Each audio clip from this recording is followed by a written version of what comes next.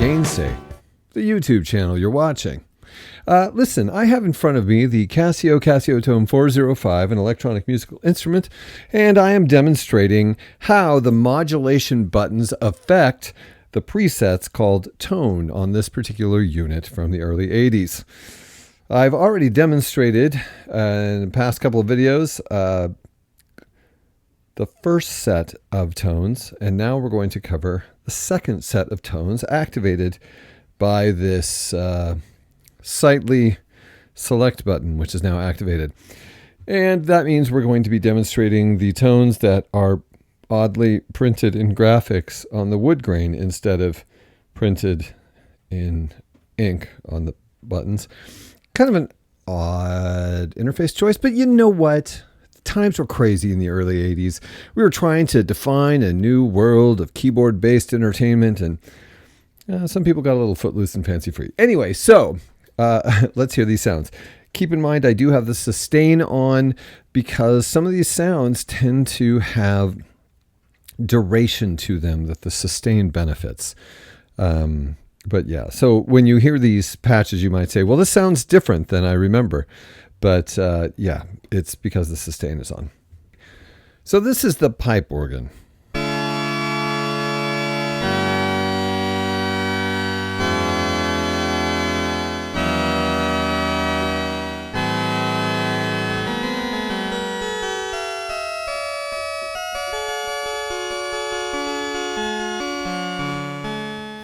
Here is the pipe organ with the modulation switches engaged. Oh, I almost said engaged right then, just like a real nerd. Okay, now they're on. Let's hear what the pipe organ has become.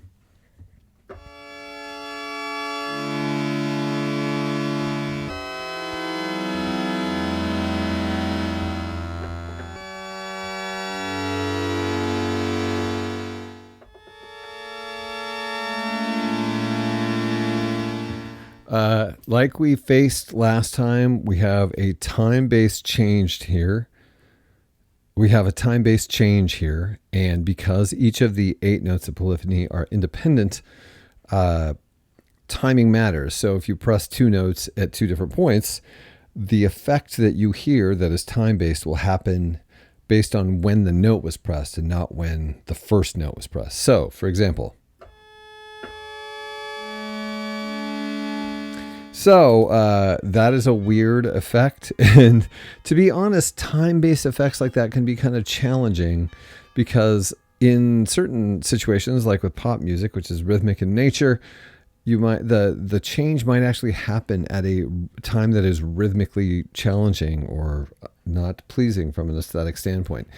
So it's something to keep in mind. However, while this is nothing like a pipe organ anymore, it is an interesting sound.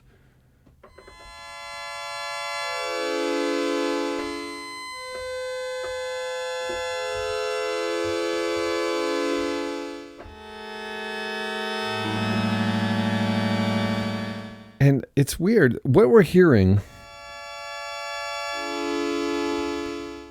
yeah, it's very strange. I'm not sure if that has a whole lot of applications, but I also don't want to be too judgmental, so we can just move on.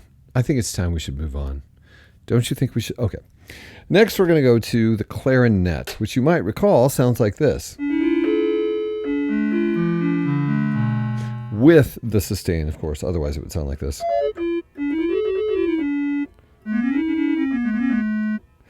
But yeah, since these, yeah. Okay, so.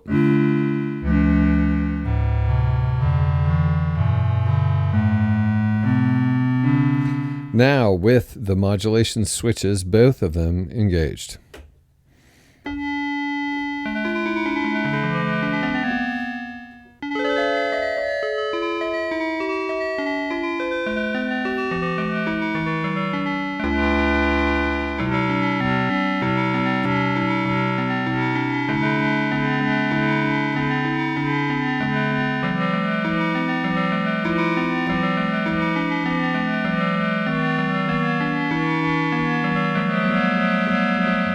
That's an interesting sound.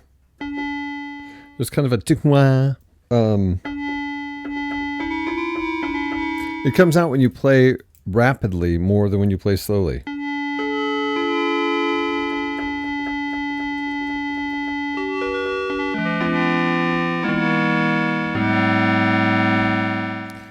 That is weird.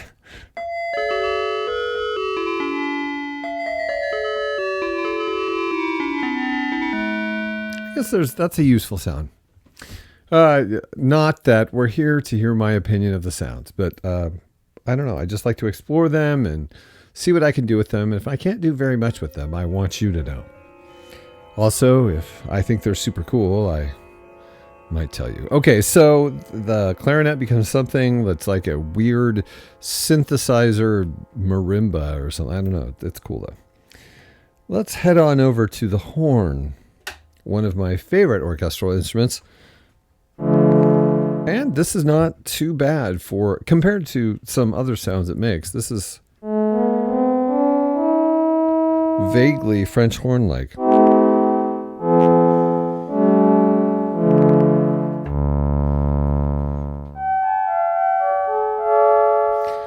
A French horn would never play that high.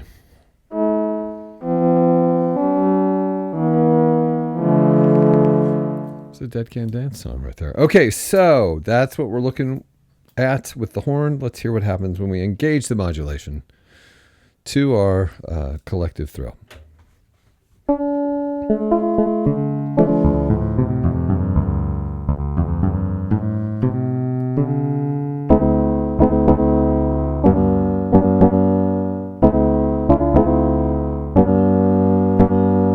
Yeah, this is how that sort of da-da sort of feel.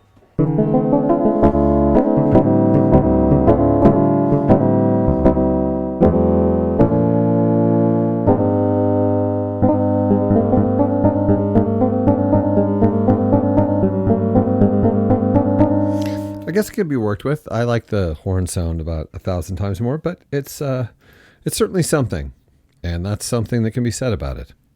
Okay, so the accordion. International beloved favorite. Okay, the accordion. Not great as an accordion, although you can see where it's going, but it's kind of a nice timbre in general.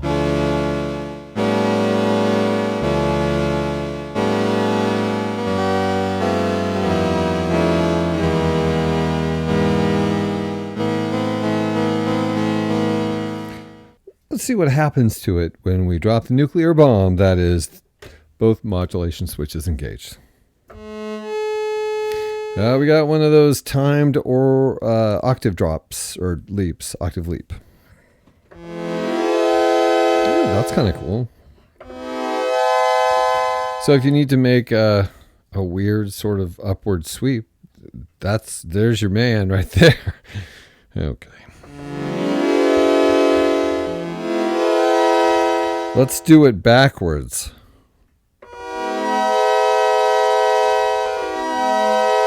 I like it going up better.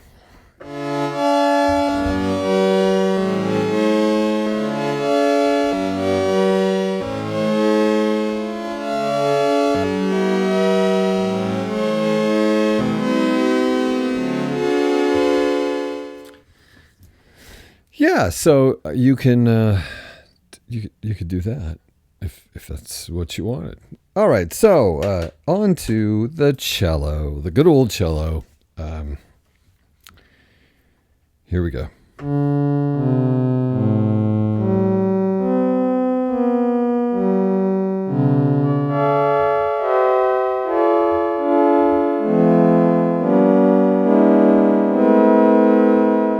It's not a bad timbre, really. There's sort of is cello adjacent, reminiscent, redolent of cello. Okay, so let's hear what happens when we engage the switches.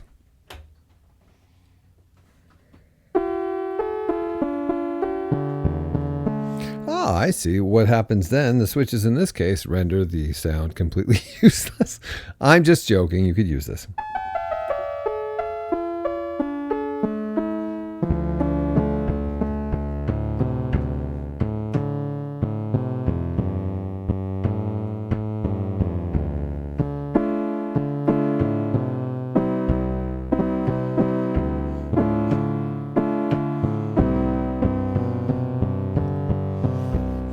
I guess that's useful. Yeah, that's not bad. I mean, that's kind of an elderly synthesizer sound.